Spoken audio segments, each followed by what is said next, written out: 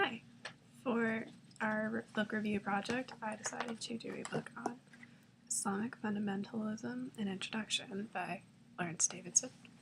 I thought this was a very good source to look at in the context of our class because we didn't really learn a lot about fundamentalism within Islam. I mean, sort of, but it was more of just a sort of summarization. This gives a more in-depth look. I do initially really like the table of contents. It's laid out nicely. It opens with a preface that's really helpful in summarizing most of the main chapters, and the chronology of events is also very helpful. It gives a very comprehensive look of different dates in Islamic history and world history in relation to Islam.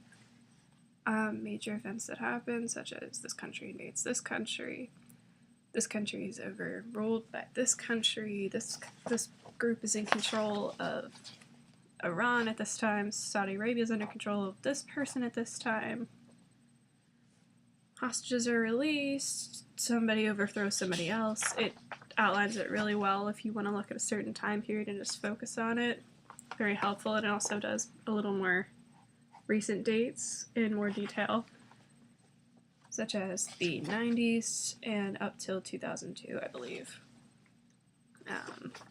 It also provides a nice historical narrative in the beginning of Islamic fundamentalism, rise of civilization. Scroll through that.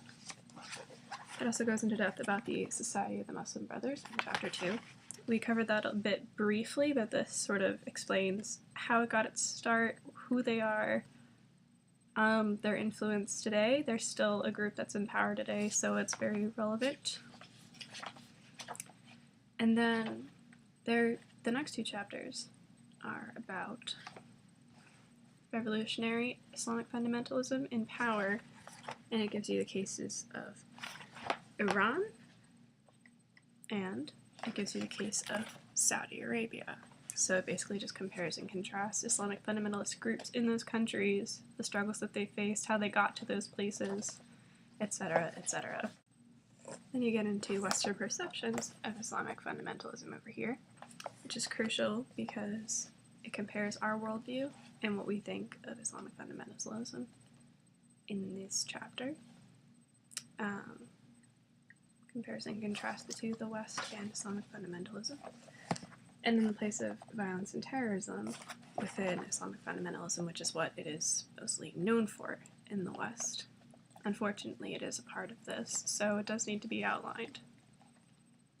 Then you have some biographies in the very back. Personal, what does that say? Personalities behind Islamic fundamentalism. Highlights some key people in these movements, which is very useful. Then you get into documents of Islamic fundamentalism, more good sources.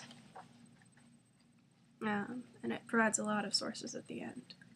A lot of sources, glossary of terms, and bibliography. So I think this is a very good source to look at. If you want to find other sources on this material, I'd look in the back of this book, I'd look at the biographies, pick any of the historical time periods.